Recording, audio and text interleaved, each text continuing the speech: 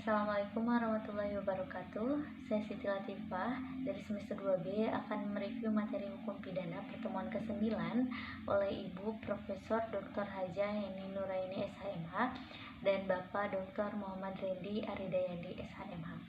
Pada pertemuan ke-9 kemarin, Ibu Prof menjelaskan bab 5 yaitu sifat melawan hukum.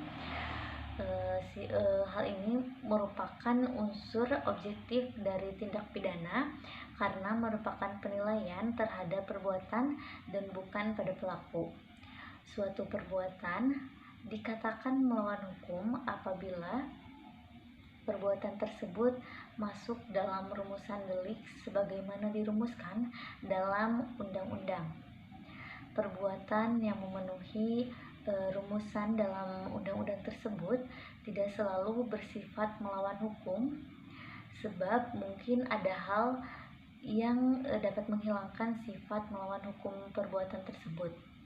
Adapun contohnya di negeri Belanda dalam Arrest Hoogred tanggal 20 Februari 1933 di kota Huizen mengenai dokter hewan.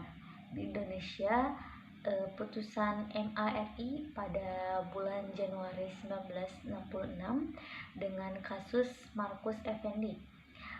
Selain itu, ada sifat-sifat melawan hukum yang terdiri dari yang pertama, ada sifat melawan hukum formil, yaitu perbuatan itu bersifat melawan hukum apabila dirumuskan sebagai tindak pidana dalam undang-undang dan diberikan sanksi.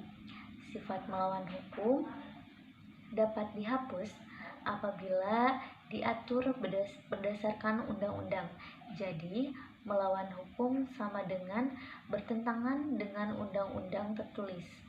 Yang kedua, ada melawan hukum material, yaitu bukan hanya berdasarkan undang-undang tertulis saja, tetapi juga berdasarkan asas-asas hukum yang tidak tertulis atau living law bersifat melawan hukum, dapat hapus berdasarkan undang-undang dan aturan atau hukum yang tidak tertulis. Jadi, melawan hukum sama dengan bertentangan dengan undang-undang atau hukum tertulis dan hukum tidak tertulis atau kebiasaan.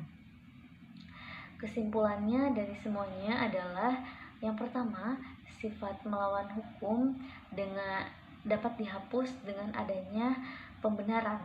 Yang kedua, menurut sifat melawan hukum formil, alasan pembenaran hanya dapat diambil berdasarkan hukum tertulis. Adapun yang ketiga, menurut sifat melawan hukum material, ada alasan pembenaran dapat diambil dari hukum tidak tertulis.